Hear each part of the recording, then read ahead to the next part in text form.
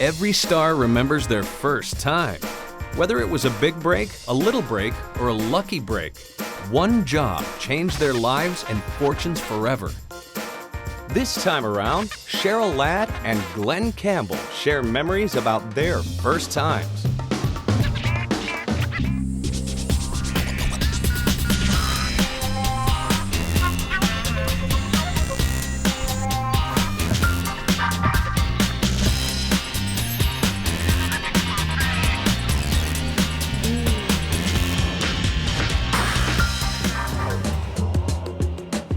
This talented young lady from South Dakota made her way to Hollywood, started her career as a groovy wow girl, jammed with Josie and the Pussycats, then wound up fighting crime on the side of the Angels.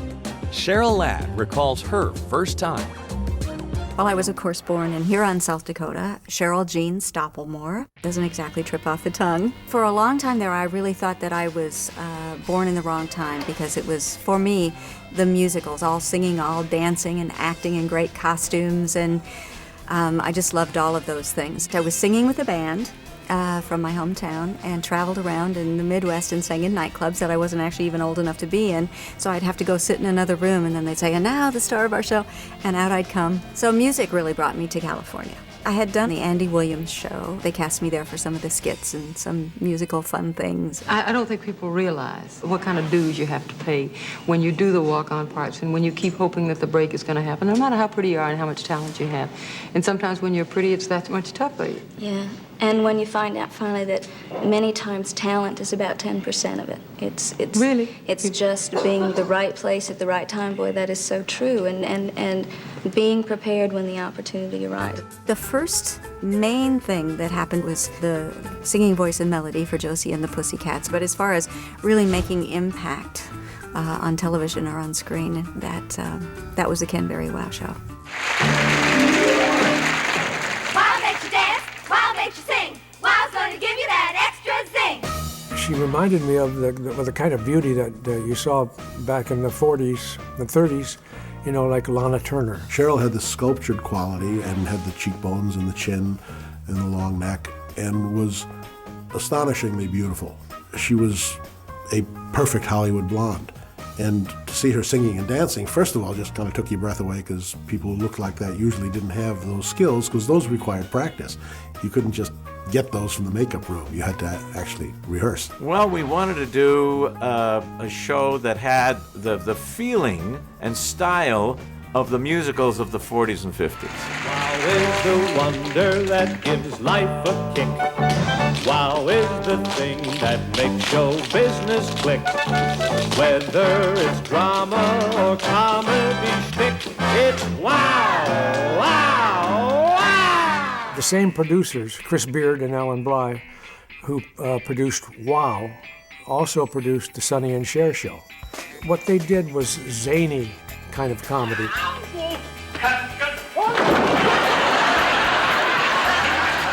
It was just great fun, just madness, you know, just crazy stuff. In those days, there was a market for that.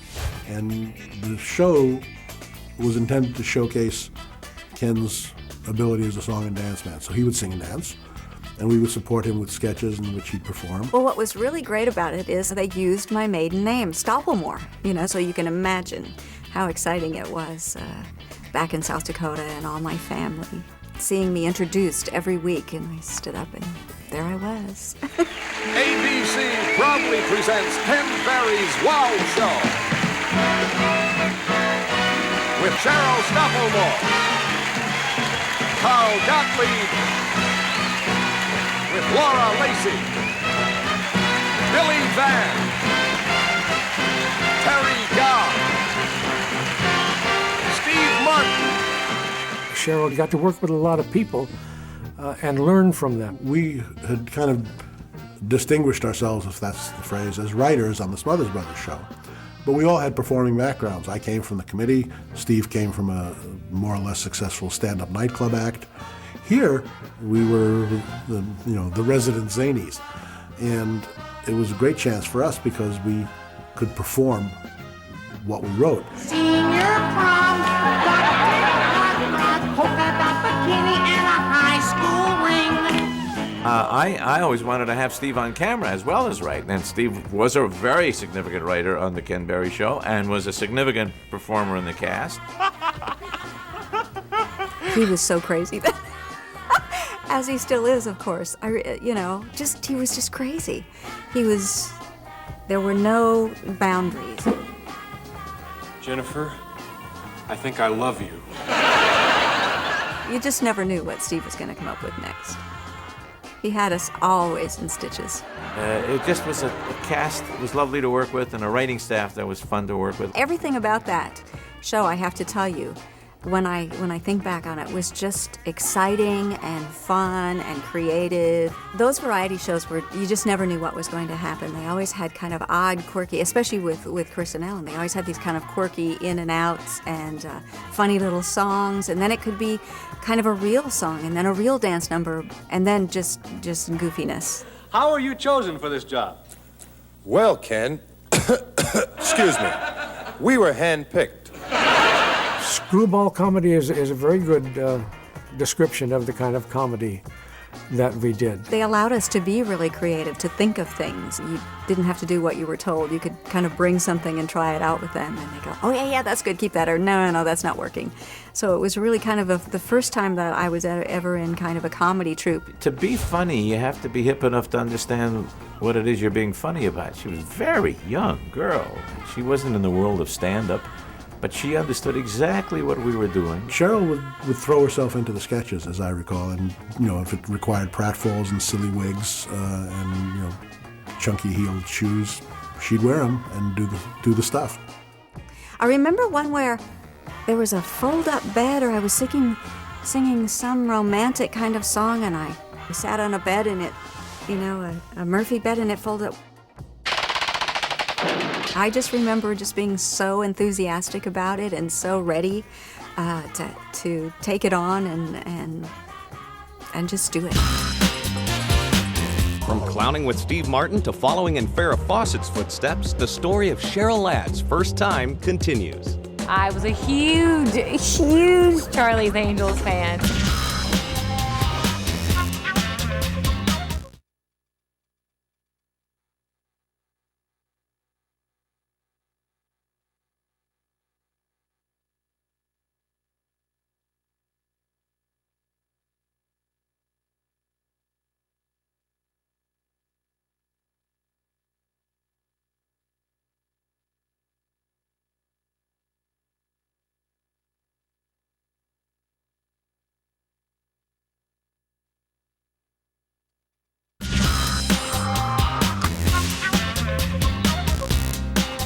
So we did a takeoff of this show of the Elvis Presley comeback special. Excuse me. Where this Pretzel Paisley character is discovered. And I was playing Elvis Presley, and she was singing like Connie Francis, and she was terrific. Star, superstar, I met you at the soda bar, wanna kiss you. How I miss you, you stink. And in fact, Elvis watched it and called us to tell us how much he enjoyed it. He thought it was terrific. I think if the show had stayed on, my career would have taken a much more comedic bent. I remember that I read that Cheryl was going to replace Farrah Fawcett on Charlie's Angels. And I was a little concerned. I thought, well, the audience will have gotten used to those three women, and as usual, they will be upset that somebody is leaving and somebody's going to replace them. When they offered you the role in Charlie's Angels, did you jump at the chance right away? Well, half of me did. And half of me said, what if, in fact, America doesn't accept you, It's a challenge. Just dealing with the fact, could I deal with the rejection? That would have been difficult. Cheryl just did a great job. It was seamless. She was just wonderful in that show. Cheryl hit the career jackpot with Charlie's Angels, and 25 years on, she's still playing a winning hand as James Caan's wife on the TV show Vegas. I cannot tell you how excited I was to hear that Cheryl Ladd was playing my mother. I was a huge Charlie's Angels fan. She plays the perfect mom for Molly Sims' character because she's just hilarious and kind of funny and like warmly neurotic. Cheryl Ladd is an absolute pleasure doll. Beautiful, hip, chic woman to work with. There was something magical about Cheryl Stoppelmoor. There was something very special. I mean, she was beautiful and she had all those things, but when she did whatever she did, the straightest thing people would remember. I love thinking back about it. It's been so long since I've seen any of those shows. It was just a fabulous experience. I just remember it as being just a joy. Song and dance, comedy and drama, Cheryl Ladd can do it all. From the Broadway musical Annie Get Your Gun and critically acclaimed indie film Permanent Midnight alongside Ben Stiller to the TV show Vegas starring James Caan.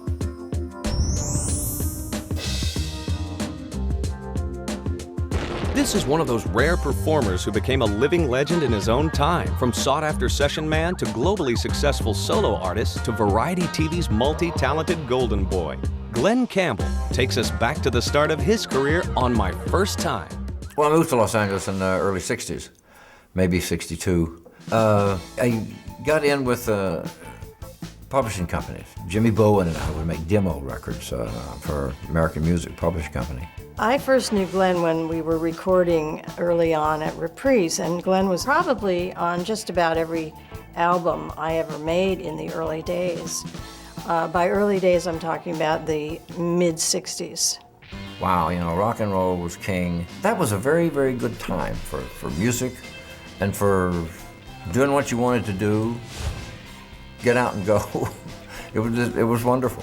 Glen came to Los Angeles, I think, as a picker, as a guitar player, session player from Nashville. Now, Nashville players have always had a great reputation, and Glen came and played on all the legendary early rock sessions.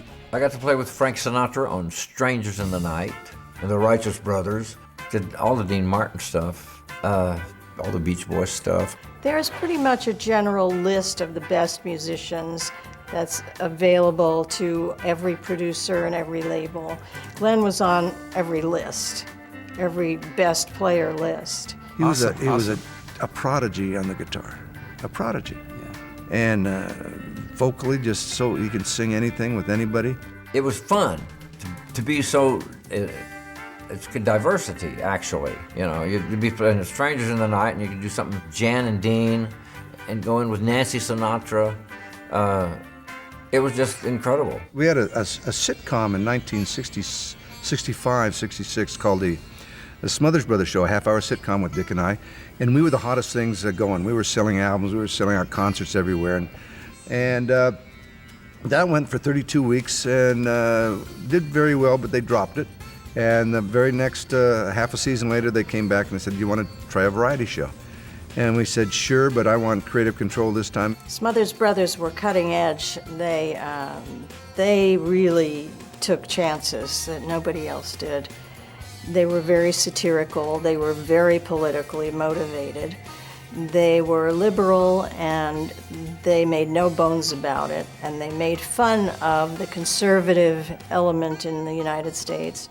So boom, we on there. We just cooked right away. It just happened. It was magic. So it was magic. And then also part of the deal was that that they don't do this now, but on our time slot in the summer vacations, when everybody went off the air for this summer break, if we wanted it, we could have that slot. So the next year we put on called the Summer Brothers Smothers Show.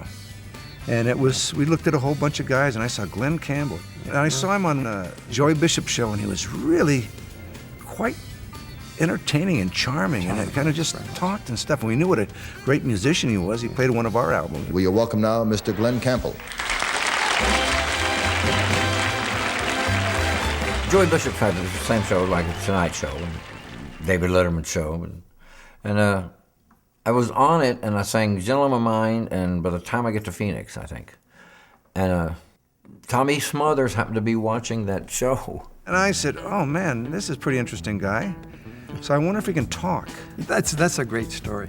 Because I didn't know if he could talk, because they're these you singers. Said, you said, "Can you read?" No, can you read? We got to read cue cards and stuff. He's from Delight, Arkansas. He said, "Yeah, I could read." He thought we meant read a book, read letters. Tommy Smothers called and asked me, can you host a summer show? I said, "Sure." So I went to CBS. We got the guy who's going to do the Smothers Brothers summer show. It'll be Glen Campbell. And he could read. And he can read. And I talked to him about cue cards were a little hard. They're hard for anybody. And but boy, he had a great memory. He had 1,000 jokes. Those country western jokes. Is that story where he stood up to read the first introduction, and he read it like he was reading at school? That's how I got the job for hosting the Summer Brothers Smothers show. And then it became the Glen Campbell Goodtime hour and was picked up for the prime time. Tommy Smothers is basically responsible for that. And they were putting together a writing staff for the Summer Brothers Smothers show starring Glen Campbell. So they picked me and Steve Martin and Rob Reiner and Bob Einstein. Glen was a good, he had the right amount of input, what he knew what he wanted, and then the rest of it he allowed the show to function around him. When you have a good show and good production, good writing, there's not much you have to do.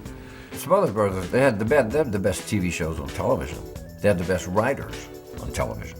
We would open the show, he did a little Cracker Barrel thing in the middle with Johnny, and we'd open the show in the audience, and Johnny would stand up and someone else, and then Glen would stand up and introduce himself, and they'd play and pick.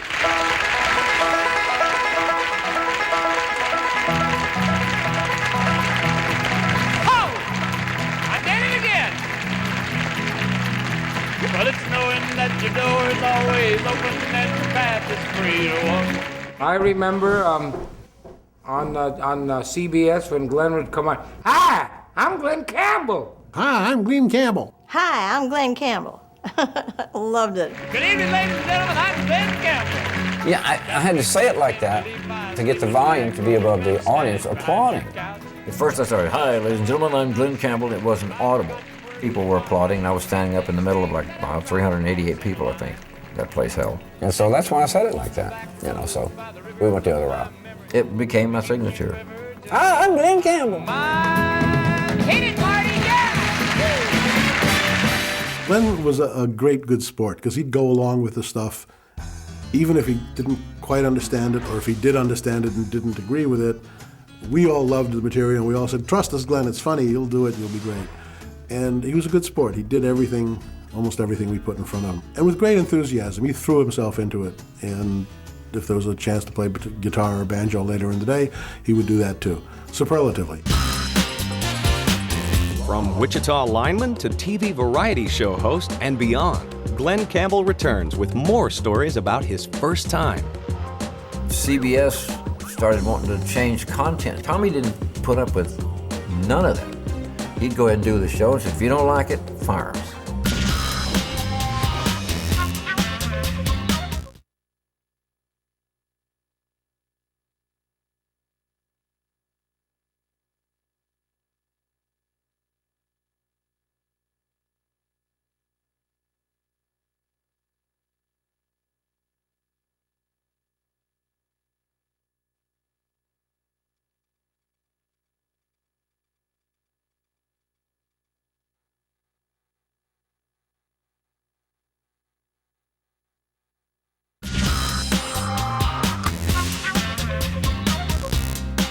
Well, we were on the cutting edge of the music. I'll never forget that Cream was on the first show. It was Ginger Baker, Jack Bruce, and Eric Clapton, they were just awesome. I'd never heard anything that loud in the studio. One of the great moments on that show was watching Glen Campbell and Eric Clapton trading licks. And Glen was able to flat pick everything that Eric Clapton was doing, finger picking. It was extraordinary to see the musicianship involved with those two guys. I like knowing people like Eric Clapton. He's a cool guy. And, could he play guitar? Glen had a pretty good delivery. He had a very nice delivery. I love the way he told a joke. Yeah, too. He can tell a joke really good. He had all the tools. Well, why am I in trouble? What's the name of this here show? Glen Campbell Goodtime Hour. What about it? Now, don't play dumb with me, boy. You do, and I'll throw the book at you. I think that cabbie gave you a bum steer, officer. I'm Glen Campbell. Can you identify yourself? Yeah, it's me, all right. It was so great. It was so great. That summer show was, and the show's big hit.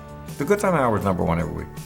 So he was great. We picked the right guy. Great talent, and he was just so attractive, in a very clean, scrubbed, charming, and a great musician. You could sing with anybody. So it was great, and it became a big success. CBS started wanting to change content. Tommy didn't put up with none of that. He'd go ahead and do the show and say, if you don't like it, fire us.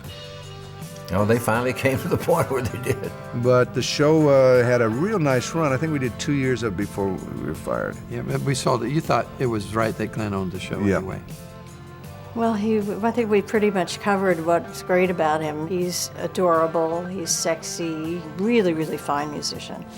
There isn't much not to like about Glen. I dare you to find something you don't like. I got to have a lot of really nice people on the show. Man, it was a lot of fun. To get to work with Ray Charles and Neil Diamond, oh, I'll never forget that. Johnny Cash, Jim Carter, Waylon, Willie. Carol Burnett was on the show, and she was just awesome. She was so funny. Cream, that was their first gig with Kenny Rogers. My Condition was in. That was them starting out. Linda Ronstadt came on there with no shoes, you know.